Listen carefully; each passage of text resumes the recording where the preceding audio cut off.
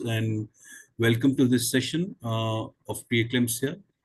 Uh, the topic being Predict, Prevent, and Prevail. This is the slogan for this year's Preeclampsia from society, and this is what we decided to adopt for this particular session. Um, Before we start this session, I just give me a couple of minutes to just introduce myself and my lab to you. For those uninitiated, please just I'll just share the slides.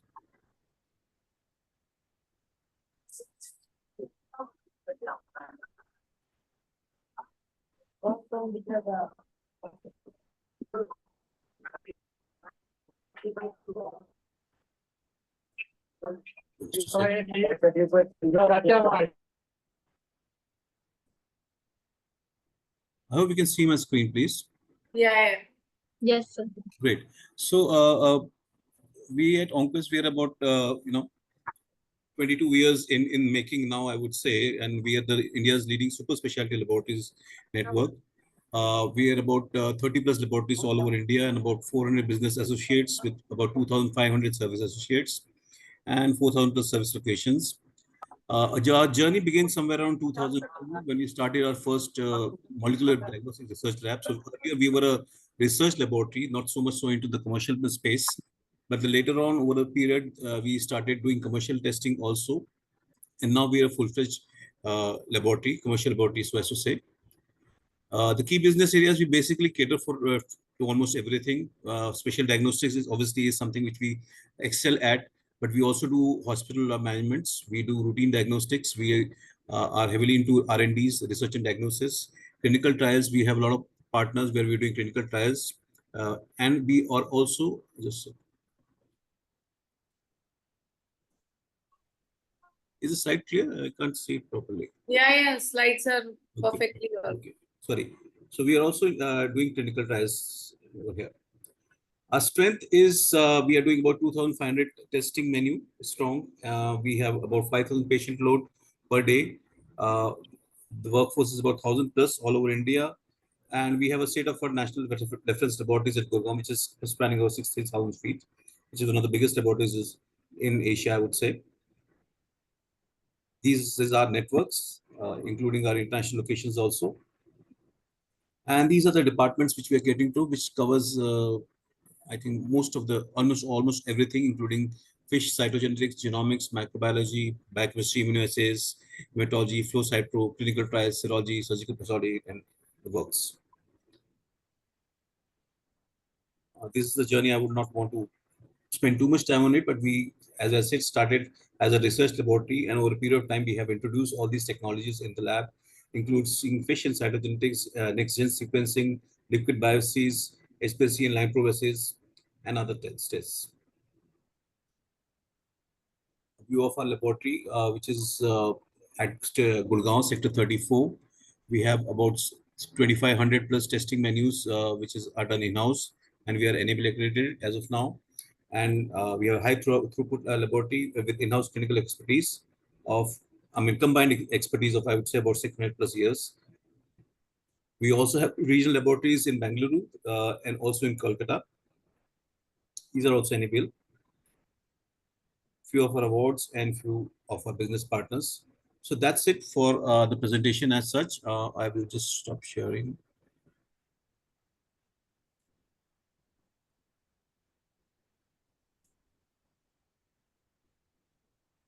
Great. So that was the brief introduction. So let's get on to a topic, and I would immediately want to introduce my chairperson, Dr. Shireen Gupta. She is MS DNB and a senior consultant in obstetrics and gynecology at Mohandai Oswal Hospital. They are our partners for a long time. We have a lab over there in Ludhiana for a long period of time, and she's going to be the chairperson of this session. Dr. Shireen, please introduce the session and please inaugurate it, please. Yeah, just give me a minute. Yeah. Good evening, everybody. And at the outset, I would like to thank Onquest and the organizers here for having me on this webinar with such eminent speakers. So today we are going to discuss and talk about preeclampsia. And as all know, that preeclampsia is a pregnancy-related disorder, and it complicates nearly 5 to 7% of pregnancy.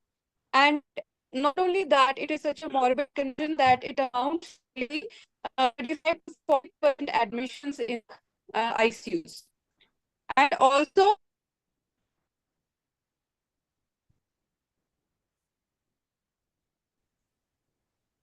We lost you there. I think we lost her. Yeah, She's we saying lost that her. the network That's one of the was very pitfalls good. of doing a webinar. Yeah. Dr. Shirin, can you hear us? so is it so just wanted to stress on that we need certain tests which should identify this condition so that we can identify women who are undergoing who are going to have preeclampsia so that we can predict preeclampsia in time and going for timed delivery and prevent all those complications from happening. So I'm just gonna let you guys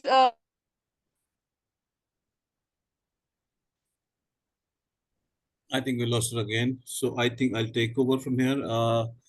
Yeah, will hopefully we won't have this kind of a interruption between. So let's move on and let's start the session in earnest now. The topic, first topic being taken care by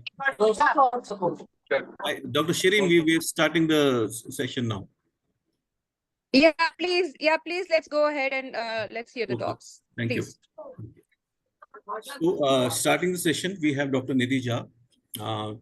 She is a senior consultant in Nova Southern Fertility and IVF Center in New Delhi, and she will be starting the session by talking about preeclampsia in an Indian perspective. Dr. Nidhi, please go ahead. Good evening, everyone. Today is World Preeclampsia Day, as he has already told. Whatever we are going to discuss today, nothing is new.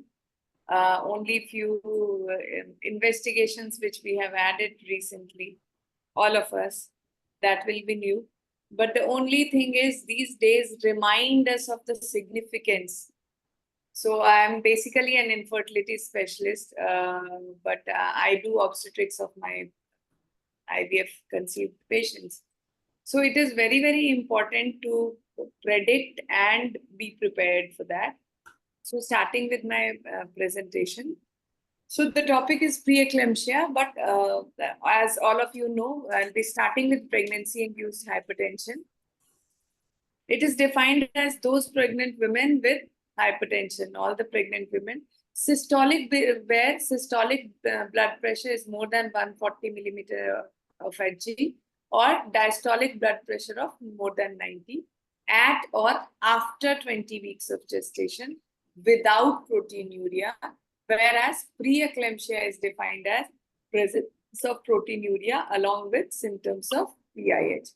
So these are there are three kinds. One is pregnancy-induced hypertension, one is chronic hypertension, and the third one is preeclampsia. How to differentiate? The chronic hypertension is before 20 weeks of gestation. PIH, pregnancy-induced hypertension, and preeclampsia is after 20 weeks of gestation. When when high blood pressure is associated with pedal edema and proteinuria, it is known as preeclampsia. So very importantly, when the diagnosis is basically on blood pressure, so how the blood pressure reading should be taken is very important. It should be taken while seating, while the woman is seated in the upright position. Using a mercury is now abundant. The dial sphygmomanometer is very good, which covers 2/3 of the upper arm. This sentence seems very basic, but many a times in the hospitals, either our residents or our staff nurses, I have seen them taking blood pressure in the standing position. Many a times what happens, we take BP of our patients as soon as they arrive to the clinic because of the long OPD list or whatever you say. So the basic, very important thing is that it should be taken after at least 10 minutes of rest in the seating position, and the cuff should cover at least 2/3 of the arm. Proteinuria is generally assessed during using urine dipstick method because it comes very handy and it can be done bedside. Those women having protein level of 1+ classified as having proteinuria. It is very important to know here that traces of protein is not proteinuria. Traces of protein can be seen in urine in the cases of UTI, even UTI. So traces, if it is 1+, then only we can label it as proteinuria or preeclampsia. So what is preeclampsia then? It's a complication of pregnancy. If untreated, it can be fatal to mother and to baby. Characteristic: high blood pressure, proteinuria, and edema. Edema, it mostly in the dependent part of the body and later in face as well. Other key symptoms: intense headaches, nausea or vomiting, upper belly pain. Upper belly pain is pain epigastrium. It can be sometimes confused with the pain of gastritis. So it is very, very important whenever a patient comes to you, pregnancy patient, she complains that she's having pain in upper abdomen, don't always take it as gastritis. She might be having the symptoms of preeclampsia or impending eclampsia. Decreased platelet levels in the blood, pulmonary edema. These are the complicated findings. This is not found in all the patients. So these are the findings when these preeclampsia patients are not treated or diagnosed early. Early onset preeclampsia requires delivery before 34 weeks, and later it can be taken up to term. So it depends on at what stage of the pregnancy you are diagnosing it, at what stage of pregnancy patient actually had it. So it is after 20 weeks, but it can come as early as 20 weeks and it can come as late as 36 weeks. So you have to be very, because prevention is the only way, so you have to be very suspicious. Late onset preeclampsia, as I said, it can be taken up to term. Meta-analysis of various randomized trials have shown that if treatment is initiated with low-dose aspirin at less than 16 weeks of gestation in high-risk pregnancy, and then there is significant reduction in the risk of preeclampsia. So why are we talking about high-risk pregnancy? High-risk pregnancy, if you have generally the definition says that it is happening after 20 weeks, but color Doppler changes, uterine artery color Doppler changes, you can see early. High-risk pregnancy, like twin pregnancies, you have to be very suspicious. You have to be suspicious in elderly preemies. So suspicious, you have to be suspicious to diagnose it early. So these are the paper cuttings. Pregnant women with it does not come alone with eclampsia. There are many other things which can be problematic in these patients. So coming to the part Indian scenario, WHO estimates that the incidence of preeclampsia is 7 times higher in developing nations. It is very, very important to know. It's 7 times higher. 2.8% of live births as compared to the developed country, which is 0.4% of live births. So almost 3% of our live births are in mothers of mother with preeclampsia. A WHO secondary analysis in low and middle income countries reported the incidence of preeclampsia to be in the range of 2 to 15%. Reported by our National Family Health Survey. This is a relatively old data, 2005-2006. The incidence of preeclampsia and eclampsia in India might be higher, 28% and 7.4 to 11.3% as compared to incidence worldwide. So it is very, very high. Again, it is saying that it's around thrice. Epidemiology of hypertensive disease during pregnancy in India is complex and impacted by a wide range of variables. demographic characteristics, and parity distribution. So, as I said, elderly primary is very prone to preeclampsia, as twin is very prone. Even the higher parity females have uh, been seen as preeclamptic patients, very common. Mean diastolic blood pressure is very important at the time of admission. Liver function test is generally deranged in later stage, and mean 24-hour urine protein is also very important when you are diagnosing it. Why preeclampsia is important and why it should be treated very early? To reduce the substantial burden of maternal and fetal mortality. The very important thing, the very dangerous thing, whenever we think of preeclampsia, we think of eclampsia. But all of you must have seen the incidence of eclampsia when we were in our college days, and now I don't see any eclamptic patient in my practice. You might say that you are an infertility expert and your patients are taken good care of. That's why you are not seeing. But otherwise also, when I talk to my friends who are still in medical colleges, there also they say that incidence of eclampsia has gone drastically low. The reason being most of the pregnancies are institutionalized now. Antenatal care, antenatal support is very good. And most of them, all of them are aware that there is something called high BP, which is very dangerous in pregnancy. So yes, eclampsia per se has decreased a lot, but I won't say that pre-eclampsia has decreased that much. So why eclampsia is decreased? Because we have started taking care of it very early in the pregnancy. And preeclampsia is the most commonly occurring hypertensive disorder of pregnancy.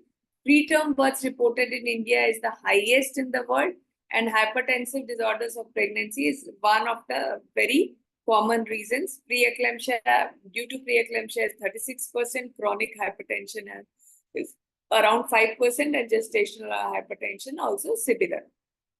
These are the most common risk factors for preterm births reported in India.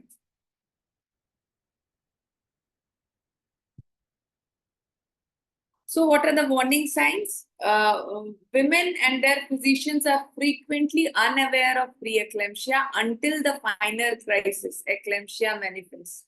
So that was the reason, this was a thing very long back, but now all the booked patients are being taken care of very well. And we see that incidence has decreased drastically. So whatever symptoms we are talking about, symptoms come very late. That's why we have to depend always on blood pressure. Our blood pressure measurement is basic of any of the, only pregnant, all the non-pregnant patients also. Blood pressure is one of the basics what we do in our examination.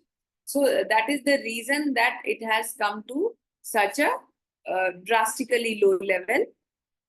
Clinical presentation of preeclampsia is highly variable. Even women with severe disease can be asymptomatic, which is very, very important to know. In one study, 38% of eclamptic seizures developed before proteinuria and hypertension were not always. Hypertension can be documented. Proteinuria is missed many a times. As the diagram also says that 38% eclamptic seizures with no documented hypertension and proteinuria. Many a times the reason is because the patient is not booked, but the booked cases, it is seen rarely. Eclamptic seizures and established hypertension and proteinuria is seen in 62%.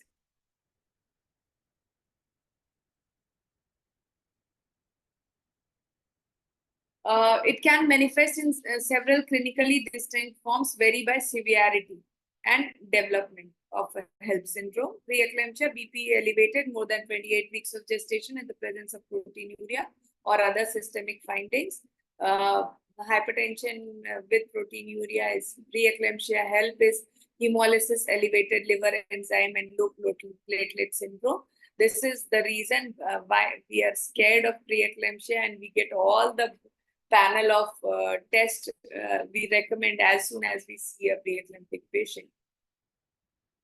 Gestational hypertension, as I told you, it's without proteinuria, and severe preeclampsia often characterized by additional complication and progressive deterioration of maternal and fetal conditions. Eclampsia, all of you know the presence of new onset grand mal ceases. Chronic hypertension when it is before 20 weeks of gestation. The diagnostic modalities, there is no cure of preeclampsia. Of course, the medicines are there, but they just decrease the blood pressure. They don't cure it. Women who have it must be monitored by their doctors at all times. Screening can happen as early as from 11 weeks of pregnancy. I feel our generation of doctors are very blessed that ways, because every new day we get some new investigations which help us to predict the outcome of our patients. So PLGF is one of them, and we have been doing PLGF for almost all of our patients. At least we offer them. We offer all of our patients to get PLG, placental growth factors, which predicts preeclampsia as early as 11 weeks of gestation.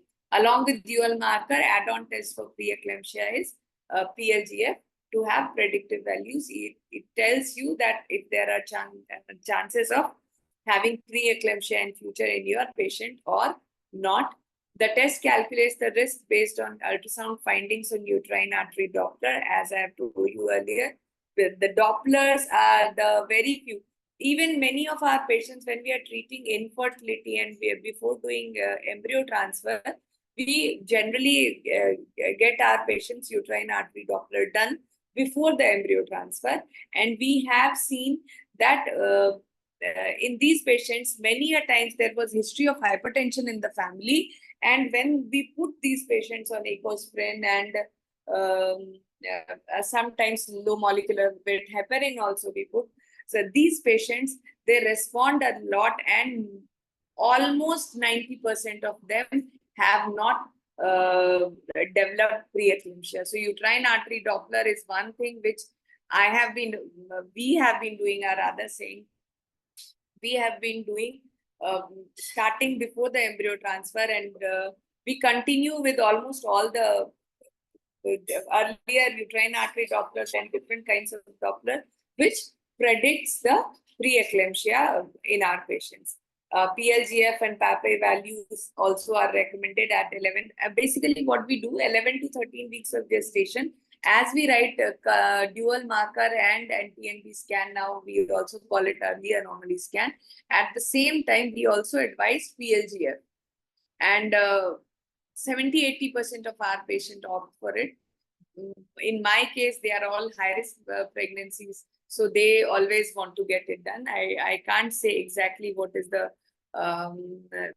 scenario in general of gynae OPD, but 80% of my patients opt for it, and I have got lots of advantages because of that. And most of my patients, we start them on ecosprin as early as possible. We take care of their weight gain.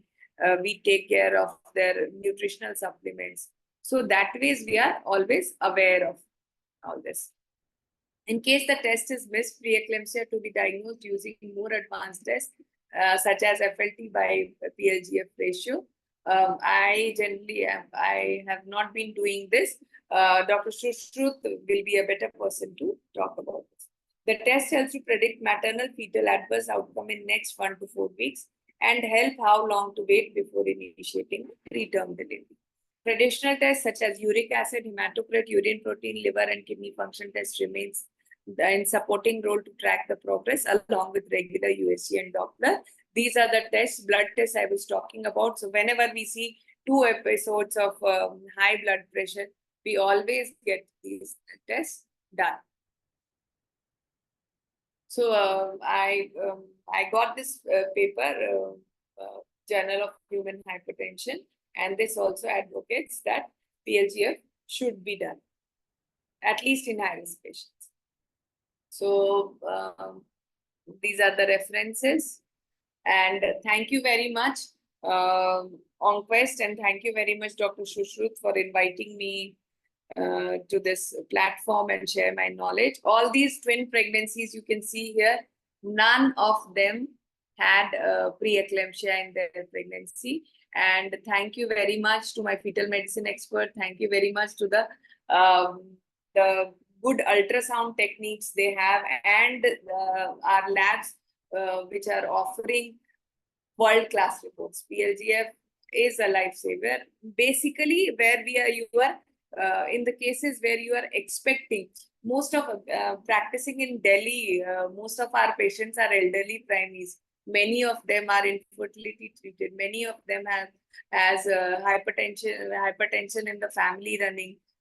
Many of them are twins because, as all of you know, that the triplets and all we don't have, but twins, yes, very commonly we get twins because lots of PCO pictures I have put.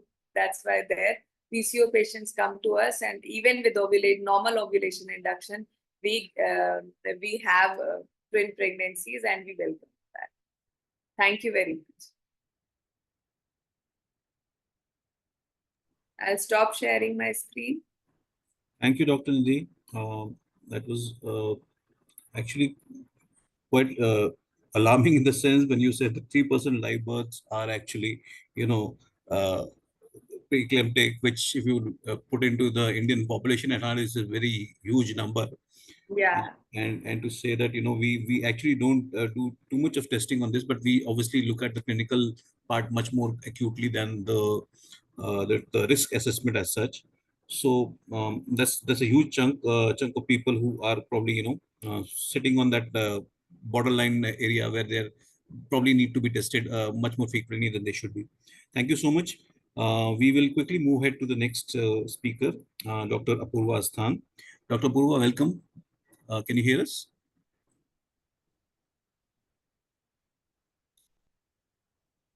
Yes, thank you. Thank you so much. Hi, Dr. Apurva. So Hi, we'll be moving on to the next session. Dr. Apurva Asthan. She is the consultant obstetrician, gynecologist, and infertility specialist from Naveen Hospital in Greater Noida, and she will be taking it a bit step further from Dr. Nidhi and talking about the diagnostics and management criteria on preeclampsia. So Dr. Apurva, please go ahead. I cannot share my screen. Someone else is sharing. Himanshi, can you just check this? Ma'am, can you try sharing? Perfect. Yeah. Is it fine now? Yeah, it's visible. Okay.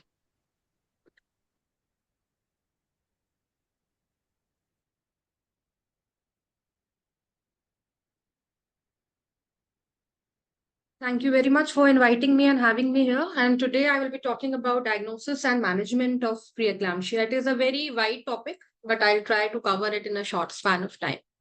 If we begin with preeclampsia, we should know that preeclampsia now is a major cause of maternal and fetal morbidity as well as mortality, and it complicates around 2 to 5% of all pregnancies. If we see women, around 50,000 women die of preeclampsia every year, and around 5 lakh babies also die due to PE every year. And with the increasing age of mothers we have in our OPDs, and with the increasing incidences of IVF pregnancies and artificial reproductive techniques, definitely the incidence of PE has gone up. Before starting with the topic, it is important to understand the basic difference between chronic hypertension, gestational hypertension, and preeclampsia. Well, they differ. They differ according to the gestational age. So if a patient comes to our OPD in the early pregnancy period or before 20 weeks, and you see that her BP is high. So what is high BP? A blood pressure more than 140 by 90 on 2 separate occasions, at least 4 hours apart. If this is the scenario before 20 weeks, then the patient is a chronic hypertensive. Sometimes these patients have a history of hypertension before pregnancies, and they are already on some or the other antihypertensive. which needs to be changed or modified according to her pregnancy. And if the blood pressure is detected after 20 weeks of gestation, it is known as gestational hypertension.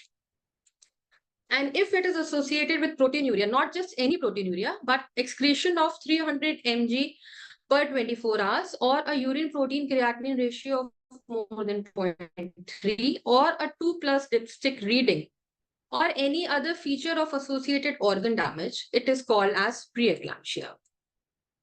Initially, preeclampsia was divided into minor, major, and severe, but nowadays we take preeclampsia as preeclampsia and severe preeclampsia. So if the blood pressure is between 140/90 to 160/110, it is preeclampsia. And if the blood pressure is more than or equal to 160/110, it is known as severe preeclampsia. Now, why is this important? Because the monitoring, the management, the frequency of blood tests we do, the sonographies we do, and the gestational age at which we terminate the pregnancy depends upon the degree of hypertension in the patient. Why does preeclampsia develop, or why do some women have high BP in pregnancy while others don't? Well, as such, there is no postulated hypothesis, and there is no definite etiology for PE. But yes, there are certain genetic factors, and there is certain predispositions, and there are certain high risk factors which we need to know. If we talk of pathophysiology, what happens in a normal pregnant patient is that there is trophoblastic invasion. When the baby comes in contact with the uterus, new trophoblasts, new blood vessels develop. And it is through these blood vessels that the fetus derives its nutrition, the oxygen, the blood, everything. However, in some patients of preeclampsia, what happens is that the trophoblastic invasion is incomplete. It leads to fetoplacental hypoxia, it leads to FGR, it leads to a lot of oxidative stress in the baby and high BP in the mother. So what can we do? Why are we so much worried about preeclampsia and why are we so much worried about the screening of preeclampsia? Because there are certain interventions which can be done at early pregnancy to prevent it from happening. And what are the things by which we can know whether someone is at high risk or not? There are a number of things. First and foremost, are moderate risk factors. The high risk factors include a hypertensive disease during a previous pregnancy, or a history of autoimmune disease, type 1, type 2 diabetes, or chronic hypertension in the patient. Any one of these. Or if we take moderate risk factors into account, moderate risk factors include first pregnancy, age of the patient more than 40 years, a pregnancy interval, that is the difference in between two kids of more than 10 years, or a BMI of more than 35 in the initial visit, at the booking visit. Family history of PE or multifetal pregnancy, that is either it's a case of twins or triplets, and we get 2 or more of these moderate risk factors, then also we consider the patient to be high risk for PE. After the risk factors in the history, we look at the ultrasound. As has been told by the previous speaker also, ultrasound is something which is very important, and the ultrasound detection for PE, well, we look at the index, and by mean PI, we mean that we take the average of the PI of the left and the right uterine artery, and then if it is found to be raised, we consider that the patient is high risk for PE. The mean PI is taken at the level when we do the level 1 scan, that is at the 11 and 13 weeks. So what we usually do is at the 11 and 13 weeks, we look at the NBNT, we look at the gestational age. But along with it, it is now very important to check for the uterine artery PI also. And if found raised, it is a very high risk for PE. After the history and ultrasound, there are certain molecules or certain blood tests which we can do, some lab investigations which can also tell us how high risk a patient is. Are dual markers only for testing haploids? No. They have certain more values to the marker report. And if we find that the mom values of PAPE are less than 0.4 mom, PAPE has been associated with many adverse outcomes, one of which is PE, then there is preterm birth and FGR. Mid-trimester miscarriages have also been reported if the level of PAPE is very low. So when we look at the report of the dual marker, don't just see the low risk, high risk, intermediate risk, or don't just look at the graphs and tell the patient, oh, it is a low risk pregnancy, there's nothing to worry. But what happens is that a PAPE of low level also tells us that it can be a risk for PE. I can't switch on my video if someone could help. Ma'am, your network connection is low, ma'am. No, it is saying that you cannot switch on the video because the host has stopped it. Yes, ma'am, your network connection is low. That's why we had stopped your video because your voice was breaking, ma'am, in the middle. Okay, let me see just You a can try it second. once If you again, wish to, you can Himanshu, if in start your case video. it connects. You can just try it again. And now, because Yeah. it's fine. Apart from PAPE, we also look for another molecule, which is the PLGF or the placental growth factor. Now, what exactly is PLGF? It is a glycoprotein member of VEGF and is produced by the villus and extravillus cytotrophoblast. The way at which angiogenic function, which actually means that it promotes the good vasculature so that the baby can derive nutrition, oxygen from the. So if the levels of PIGF are say chances of PE, early PE, HELP syndrome and early SGA is assumed to be very high. Now, what does NICE say about PLGF-based testing? NICE strongly recommends PLGF and has said that a PLGF-based testing should be offered to rule out preeclampsia in women presenting with suspected preeclampsia between 20 and 36 weeks, 6 days of pregnancy. This helps in detecting the risk and helps a clinician in preventing it. Why so many tests? Why not just the high risk factors? Why not just the ultrasound? But why are we combining all of these? We have combined the maternal characteristics. We have used the uterine artery PI. We have used the PAPE and PLGF in order to increase the detection rate of PE, especially the preterm PE, that is the preeclampsia, which sets in before 34 weeks. Now, here we can see that if we use everything, the mean artery pressure, uterine artery, PI, PAPE, PLGF, everything, then 6%. That is for preterm PE.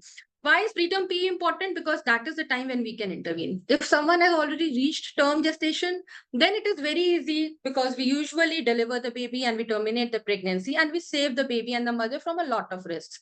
But if it is a preterm PE, then we have to think in terms of prolonging the pregnancy, in terms of reducing the adverse effects of PE on the fetus and to the mother. Effective screening for PE in first trimester therefore includes everything, the maternal factors, the biochemical markers, and the ultrasound features. And what we can do is that we can actually start low dose aspirin in the patient. What does aspirin do? Aspirin helps in preventing PE, especially if it started at less than 16 weeks gestation age. Now, if you started beyond 16 weeks, then the effect of aspirin is not very good. So detect PE early and start low dose aspirin early. The dose of aspirin is 75 to 150 mg. Some people are still using 75, some have moved over to 150.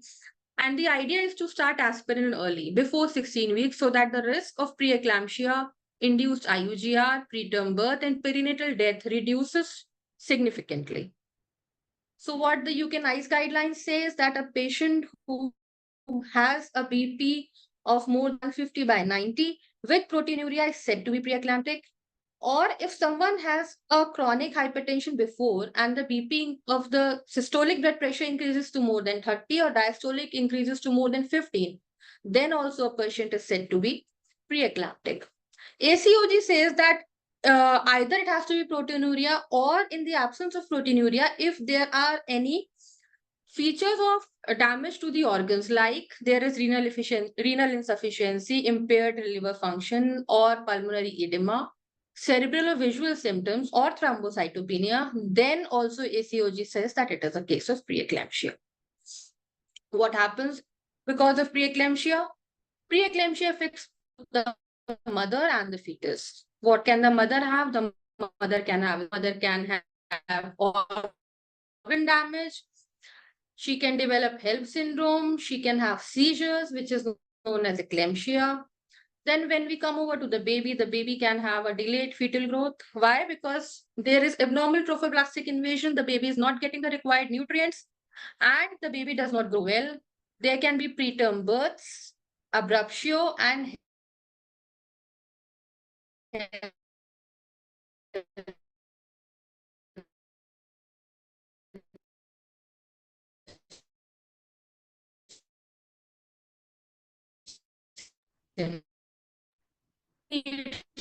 so iatrogenic preterm births and NICU admissions.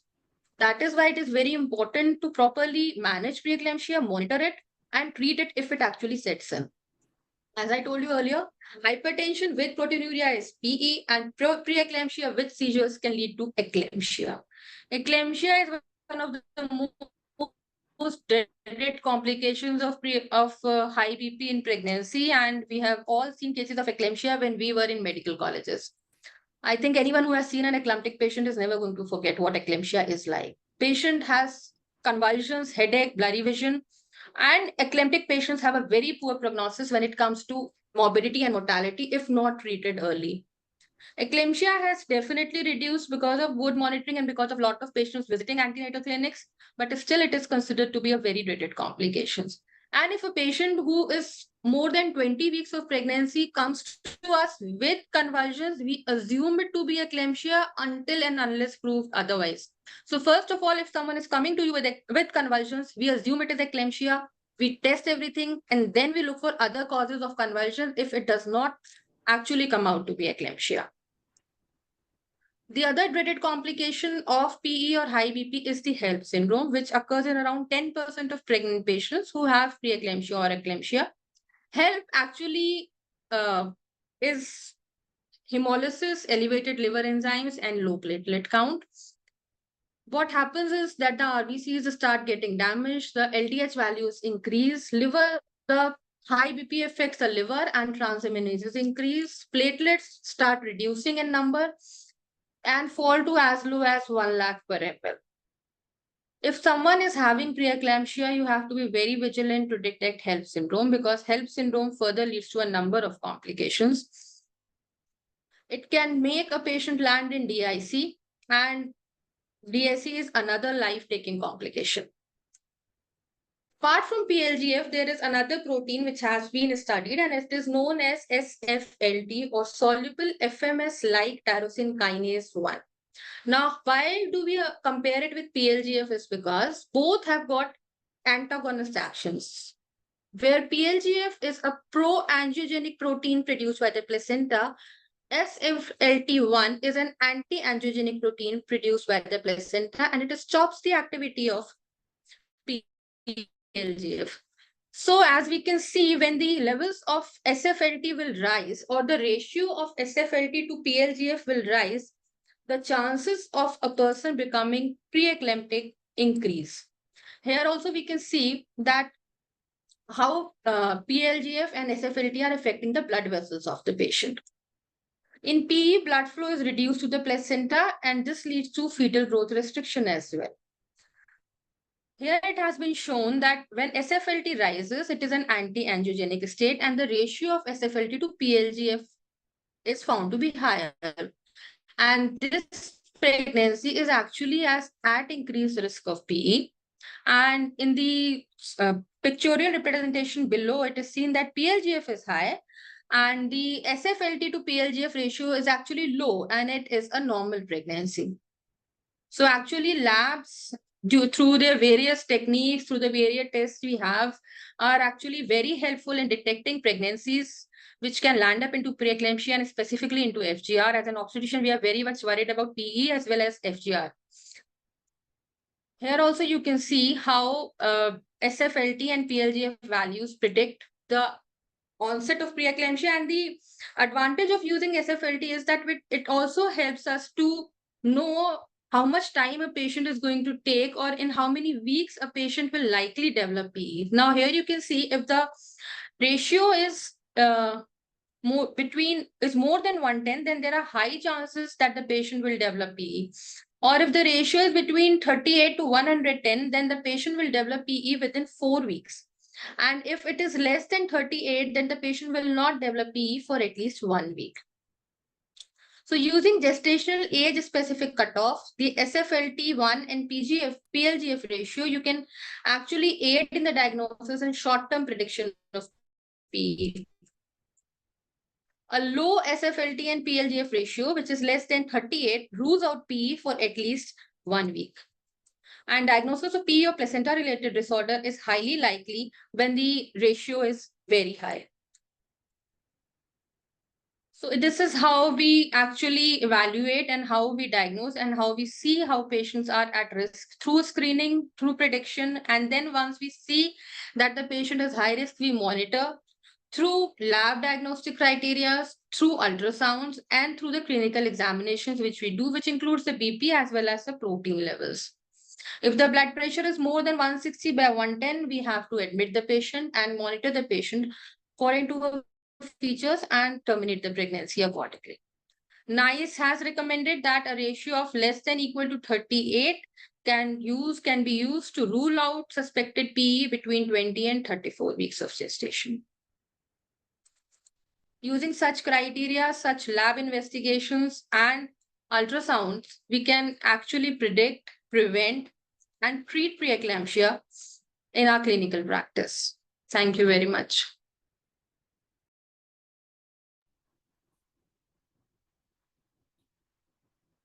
Thank you, Dr. Apurva. Nice, interesting talk. I just have a quick query. I was just listening. Is there a genetic or a familial tendency in preeclampsia? Is there anything of that sort? Yes. So, Yes. That is why we take the history of preeclampsia and hypertension when it comes to the risk factors.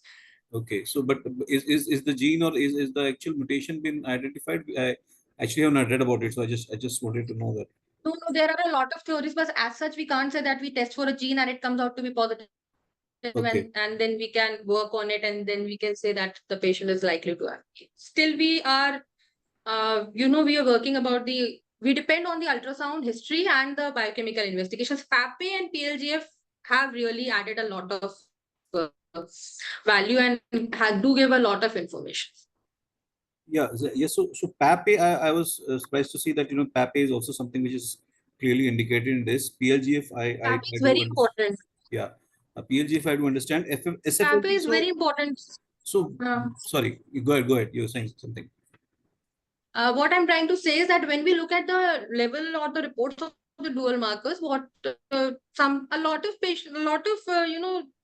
times we only see the report high risk, low risk, intermediate risk, but we do not look at the MOM values. If you look at the MOM values, we can actually derive more information from the report rather than only seeing that only working upon the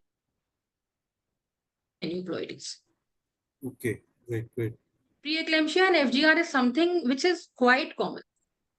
In fact, FGR is quite common. So, what would be the percentage of people you would be actually asking for? Patients, a lot of mothers are in the higher age group now. Yeah. So, I just wanted to know what is would be the percentage of patients you would be asking for an SFLT or a PLGF ratio? Because I don't think so. That's regularly ordered in patients as such. Where you are suspecting, is it a? We are not ordering it regularly. We are not. See, dual marker is something and PAPE value is something we are doing in every patient. Well, okay, right. But okay. PLGF is a new addition for us. We have been doing this since 1 to 2 years, not more than that. Okay. Okay. The PAPE dual marker we have been doing since ages. We were not taking it that way. So when we started, exactly. Then we because that's the feedback we also have, that PLGF, the first semester quad where we have the PLGF is not so much to ask for as such, although indication is there so much there. So the cost. Yeah, I get the cost. It's the added cost. People are not ready for dual marker. Exactly. They are not ready for dual markers. How will they go? At times they are not ready for the dual markers. You need to counsel them. Why dual marker when an ultrasound has already been done? Why do we need dual marker when an ultrasound will be done at 20 weeks? Then why a dual marker now? Why? that it is important. But nowadays patients read, come and see Google, so a lot of them are aware and they say कि हमारे blood test नहीं करवाए ma'am आपने वो, जिससे पता चल जाता है कि बच्चे में कोई दिक्कत तो नहीं है. So they are aware, and we are getting patients like that कि हमारा वो वाला test नहीं हुआ. Some ask for NIPTs as well. Yeah, कि NIPT हमारा was ये asked has for. become very common in infertility background. It has been very common. I generally don't write NIPT directly. I always go for the old basic tests, NT-NB scan and dual marker. So they come and ask, कि madam आपने NIPT नहीं करवाया. Yeah, I Then get we that. have Yeah. to explain. We have to explain. Because So now many times if they are they persistent, I write NIPT. I don't do it routinely. But it they should not be the first line thing. they It should not be the first line. they think कि हम Dr. start Apurva, from your dual voice markers. is okay. So thank you so much, Dr. Purva. Yeah, thank you so much. Uh, let's move on. Sorry, I butted in and started asking questions, but we were supposed to take the queries at the end of the session. But anyway, so let's move on to the next one. This is Dr. Nazifa Manzoor. She's connecting with us all the way from Srinagar. She's a consultant obstetrician and gynecologist at Paras Hospital over there, and she will be talking about which I feel is slightly to leading towards my testing part, because she's talking of risk assessment in preeclampsia. So Dr. Nazifa, if you can hear us, please go ahead.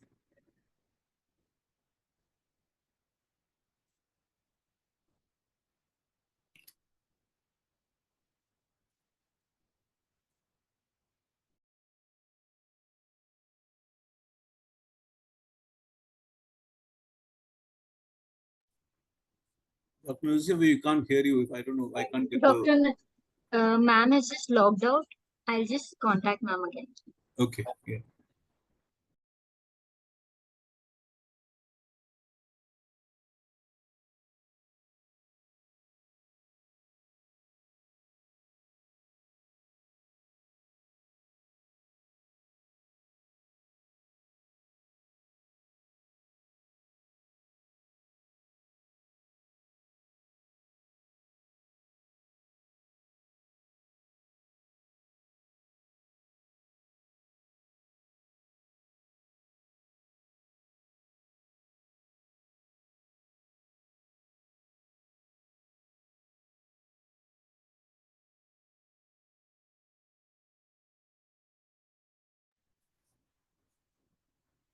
Himanshi, any update?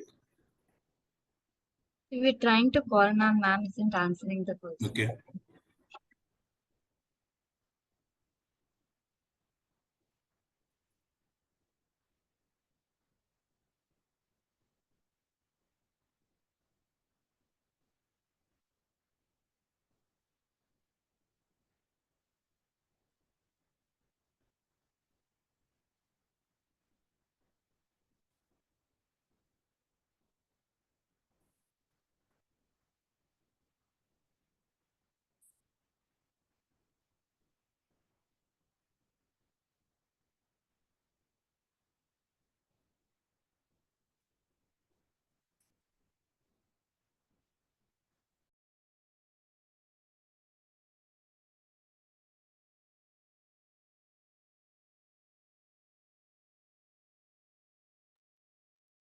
So till that time, if we can take a few questions.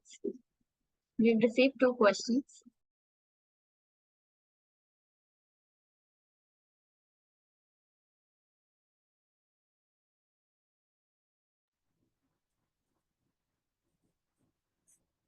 Himanshi, who is this directed towards? What are the cardiovascular biomarkers for PIH?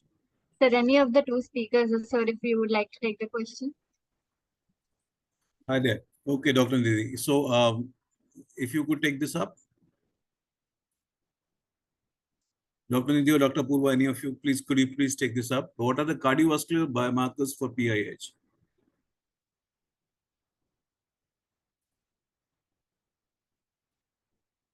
Sorry for the interference. No, perfectly understandable.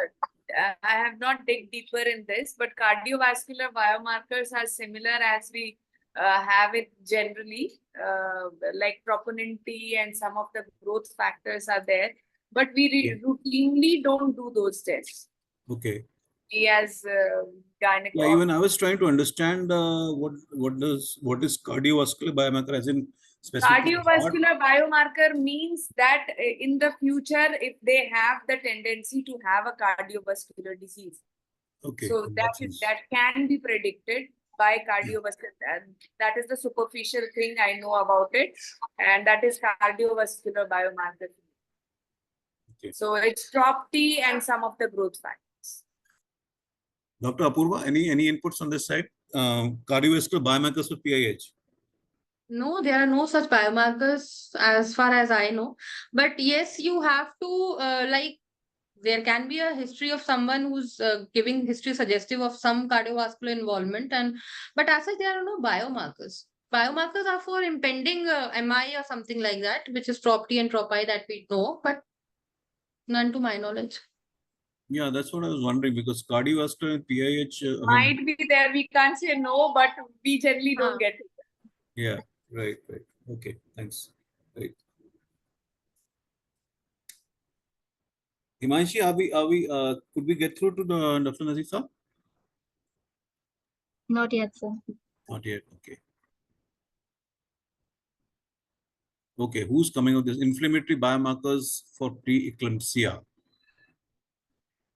Well, there would be a lot of them actually. If you talk of, but they would be routine biomarkers. They would be routine inflammatory markers. There would not be any specific biomarker for Yes. preeclampsia per se, because preeclampsia condition is a combination of certain symptoms and signs. It's not specifically due to a very unique sort of a etiology as such.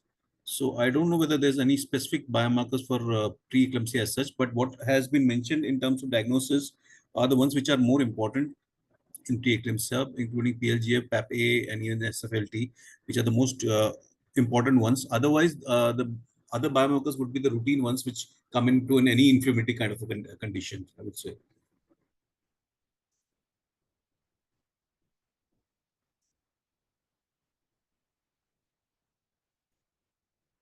Anything else, Himanshi? I request all our attendees to ask questions in the Q&A or the chat box. Okay. So there were two questions which have been already answered, the cardiovascular or the inflammatory biomarkers for preeclampsia. So those are the two.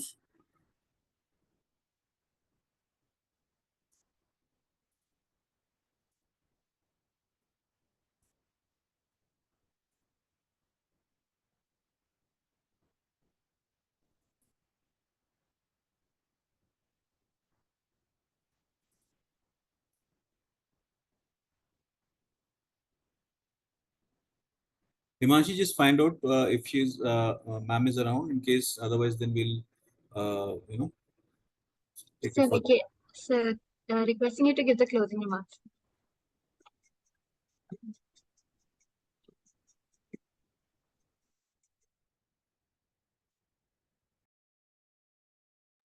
So ma'am will not be able to join us.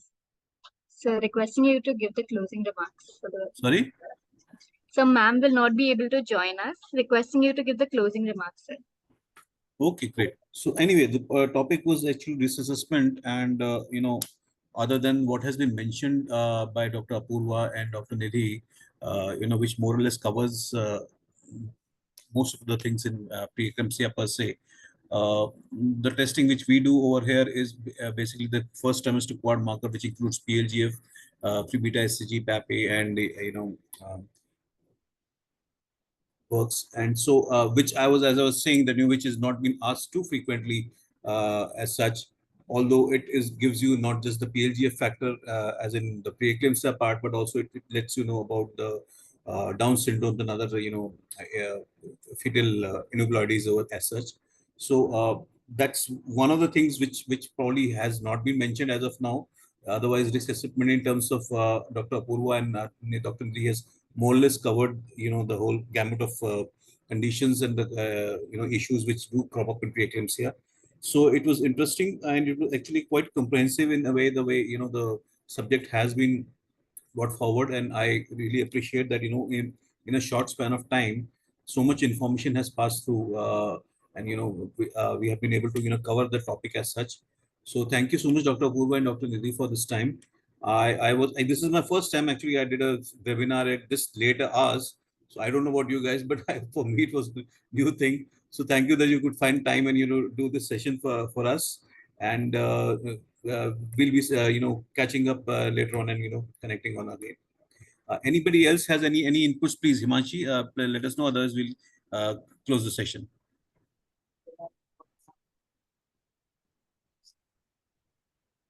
So we've received 2 more questions in the Q&A, sir, if you would like to take it.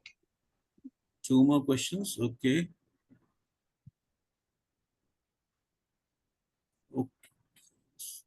The question is, should we need to screen PIH women for such cardiovascular test or not, along with routine tests?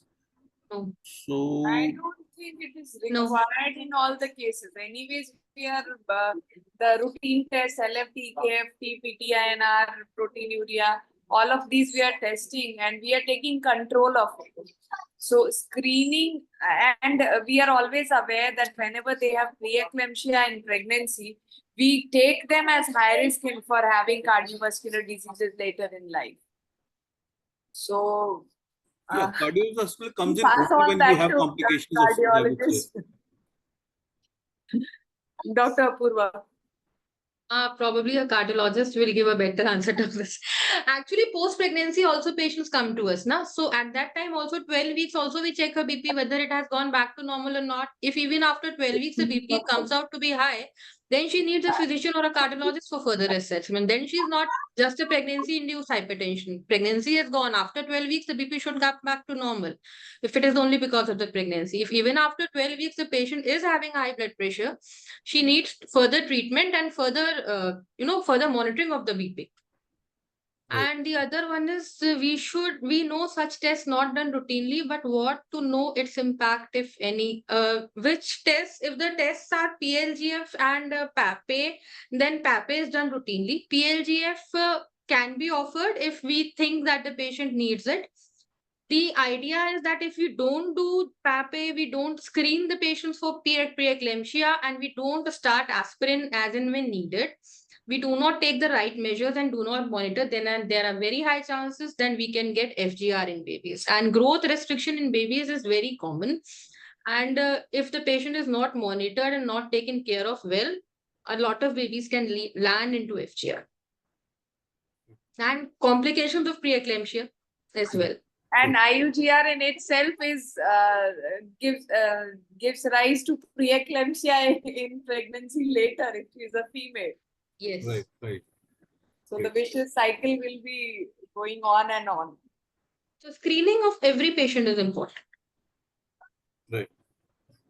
Thank you. Right. Last was, we know such tests are not done routinely, but what to, I think we've already answered I've this. answered it, yes. Yeah, yes. you answered this. Yeah. Yeah. Yes. So that Send does them to questions. cardiologist. I think again I would like to thank both of you for spending this much time with us, and we have already overshot our 1 hour limit as such. So thank you so much for joining, and thank you all the other listeners who were there with us. Hopefully, it added on to a little bit of knowledge. It certainly did to mine. So thank you so much, and we'll catch up later then again. Thank you. Thank you so much.